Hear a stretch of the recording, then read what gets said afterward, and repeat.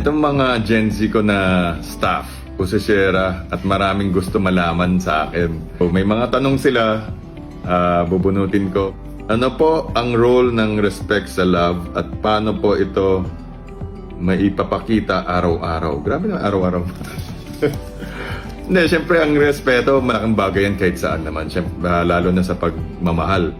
So kung wala kang respeto, hindi mo mahal yung tao. So araw-araw, dapat maging conscious ka sa mga ginagawa at sinasabi na para hindi ma-feel na hindi rin nirespeto ang partner mo. Ano po sa tingin ninyo, ano yung madalas po na may misunderstand ng young people tungkol sa love? Madalas ang mga young people, medyo ano yan yun, siyempre bago pa, maraming hindi pa na-experience. So akala nila love is superficial, na parang feeling lang yan. So ang hindi nila alam, siyempre pag yung totoong love na yan, marami yan. Siyempre kalang ginagamit mo na rin yung utak mo, ginagamit mo na rin yung relationship compatibility at pag-uunawa sa isa't isa. Gaano po kaimportante ang communication sa relationship, lalo na po kapag may disagreement? Sa akin, communications importante yan kahit saan. Trabaho, sa buhay, siyempre ngayon sa public service.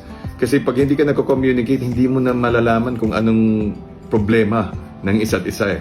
So pagdating sa love, dapat marunong rin mag-communicate kasi hindi mo naman nababasa ang utak at nafe-feel ng isang tao. Communications, palagi importante yan, lalo na sa pagmamahal, para maiwasan yung disagreement at maiwasan yung tampo. Paano po kayo nag-meet ng wife nyo at paano nyo na-realize na siya ang the one? Noong high school kami, parehas school namin eh.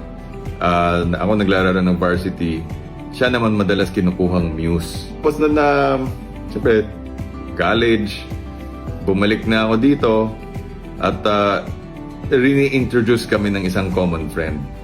Tapos, nung sinundo ko sa bahay, tsaka ako na-realize na nakapunta na ako sa bahay niya at hindi ko matandaan kung bakit hanggang nung pinag-usapan namin, yun nga, nung nag-news siya, pinick up namin, dumaan kami sa bahay niya at pinick up siya para kunin ng news.